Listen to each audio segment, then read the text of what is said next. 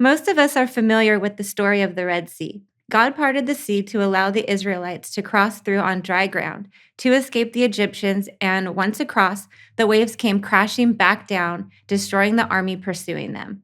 It's a beautiful, powerful reminder of what God is capable of and the lengths he will go to reach his children.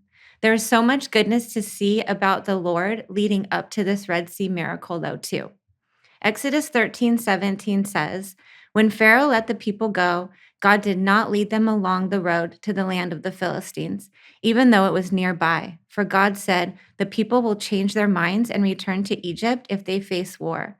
So he led the people around toward the Red Sea along the road of the wilderness." He knew there were enemies on the short path.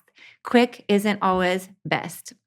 Verses 21 to 22 go on to say, "The Lord went ahead of them in a pillar of cloud to lead them on their way during the day, and in a pillar of fire to give them light at night, so that they could travel day or night.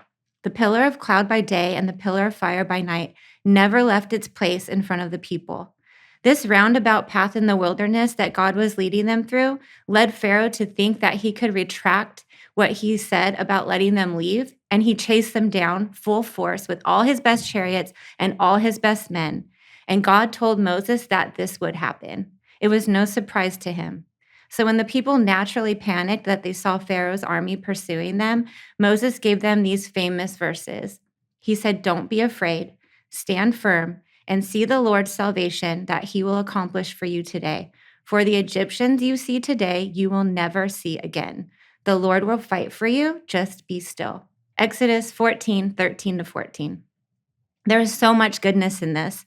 What we get to see in this story is the consistency of God's majesty, nestled with his careful provision for his people. He leads them through the wilderness himself, through a pillar of fire and cloud.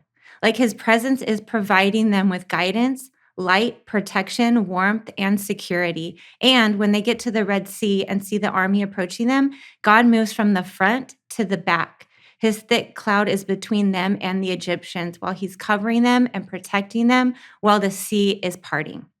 Although they don't understand the path he's led them on, he does not waver or give in to their complaining because he has a plan. Ultimately, his power will be displayed through the parting of the sea and the protection of his people, and destruction of his enemies will be talked about for all generations to come, and hearts will be changed forever.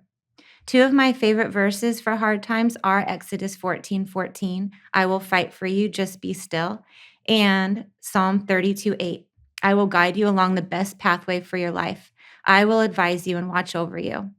Oftentimes, things get worse before they get better, but God is always working. We are loved by him and can count on his timing. Without this Red Sea moment, his glory would not have been seen and finally acknowledged by the Israelites and by the Egyptians. The details are his. The victory is his. Are you on a path you don't understand right now? Will you surrender it to the Lord and trust him to be faithful to show up for you, save you, and glorify himself through your circumstances? The choice to trust is ours. The obedience is ours. The pathway is his. He sees the big picture. He knows our hearts and what it takes to shake us up and align us to himself. He knows the way when nothing but a miracle will do.